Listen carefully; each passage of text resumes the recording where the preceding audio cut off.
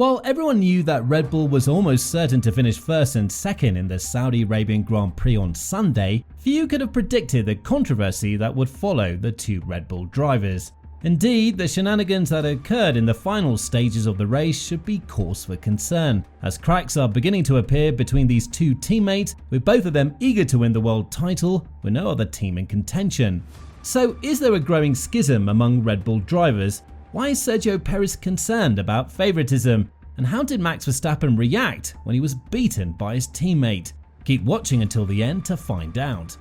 Running 1-2 in the closing laps of Sunday's Saudi Arabian Grand Prix, Perez was holding his advantage over Verstappen at just over 5 seconds.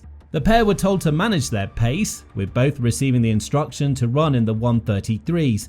Verstappen, however, continued to lap in 132s and didn't respond to Red Bull's message. Perez's lead was immediately cut to 4.2 seconds, and he was then told to speed up to 132s by his engineer. He asked Red Bull if they were pushing for nothing given the team's various reliability concerns, adding that they don't need this, only to be told they could still push. And as the teammates prepared for the final lap, Perez had the fastest lap and the bonus point, only for Verstappen to take it away from him. Although Verstappen was told Red Bull are not concerned with the fastest lap, the driver replied, "But I am." Perez wasn't impressed as he was denied his first ever P1 in the Drivers' Championship standings.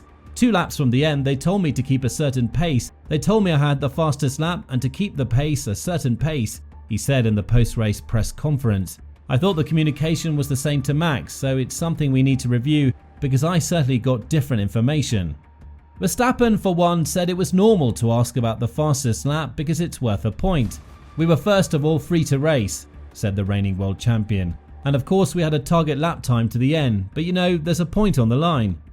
Team boss Christian Horner weighed in as well, saying, "Inevitably, as Max said on the radio, the point for the fastest lap meant a great deal to him, and there's no reason for us not to let either he or Checo have a crack at it." Now, one could argue, as it appears Perez does, that the Mexican driver was not given a fair shot because he was told to keep the pace. In fact, Perez's late race communications with Red Bull, speaking to the team after his teammate had moved up into second place, made it clear that he didn't trust Verstappen to follow the team's orders. When told to drop into the 133s, he responded, "Is Max doing the same?" Now, it wouldn't be the first time Verstappen defied team orders to steal points from Perez. Consider last year's Sao Paulo Grand Prix, when Verstappen flatly refused to give a position back to Perez, who was fighting for second place in the standings. In the aftermath of the race, Red Bull went to great lengths to insist that everything was fine between the teammates and that they would continue to play the team game. But with that slap of ruthlessness coming from Saudi Arabia, it begs the question, how harmonious is it at Red Bull? On a weekend when his RB19 wasn't the world's most reliable car, Verstappen risked it all to push it to the max to deny his teammate a single point. It was, one could argue, unnecessary, given that, aside from Perez, few in Formula 1 believe the Mexican driver can beat Verstappen to the World Championship. And if there comes a time when he needs his teammate to be a sensational wingman, Perez warned Verstappen ahead of time about how that game would have to play out.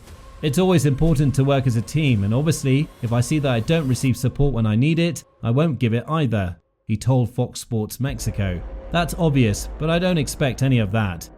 Verstappen may have just dealt the final nail in the coffin of intra-team cooperation, all for the sake of a single point. The Dutchman, however, has a different viewpoint. While he was able to limit the damage caused by his drive shaft failure in Q2 and keep his championship lead, he was still disappointed at missing out on a better chance to win and felt Red Bull needed to do better to avoid more reliability issues.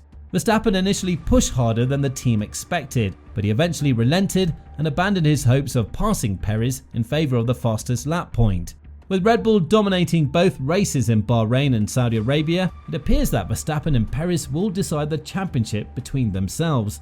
Verstappen has thus urged Red Bull to address its reliability issues and ensure a fair battle between himself and Perez, who, according to team boss Christian Horner, are free to race. "Everyone is happy, but personally, I'm not happy because I'm not here to be second," he said. "When you're fighting for a championship, and especially when it looks like it's just between two cars, we have to make sure that also the two cars are reliable." His annoyance with these gremlins, big or small, is reminiscent of last season when he had taken the lead in Spain but was still critical of Red Bull for having setbacks like DRS activation issues. Verstappen is already mentally tallying the things he wants to improve on, fueled by his relentlessly high standards. He'll not accept finishing second unless absolutely necessary. If he had the pace he needed to catch Perez, he would have not cared about adhering to a target time. He'd have cut the 5-second deficit and given it his all to beat out his teammate for the win.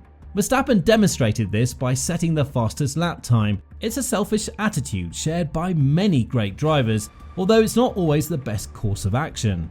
But in the long run, does it matter if Verstappen loses to Perez here or there, whether it's his fault or not? Almost certainly not, because the vast majority of people expect him to move comfortably clear over the course of the season. But Verstappen is who he is and has commanded his position in Red Bull precisely because he demands everything. He would not be happy if he was defeated by Perez in a straight fight, even if he might accept it more easily. But expecting him to settle for second when he's only there due to what amounts to a team error is naive. Following Red Bull's dominance, Aston Martin's ascension up the competitive order was the season opener's next most talked about topic.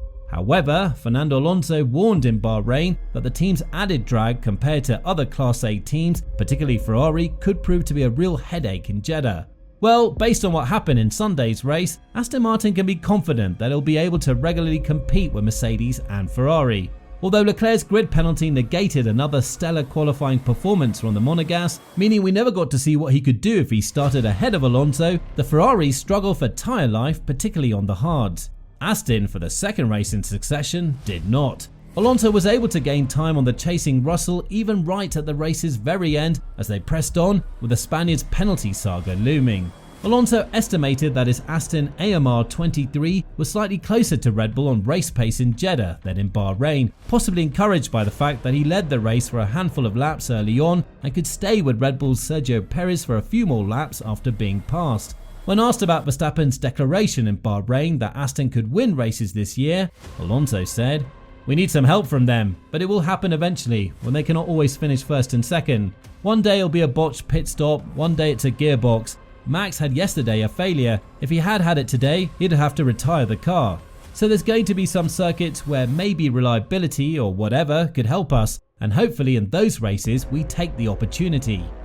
Now, the only question mark surrounding the RB19 thus far has been reliability, even beyond the transmission failure that ruined Verstappen's Jeddah qualifying and forced him to start from 15th on the grid. But in Aston's case, even if the team maintains its competitive position against the likes of Ferrari and Mercedes later in the season, there's a good chance that opportunities to capitalise on Red Bull's technical gremlins, particularly those that affect both cars in the same race, will be far less common as the season progresses.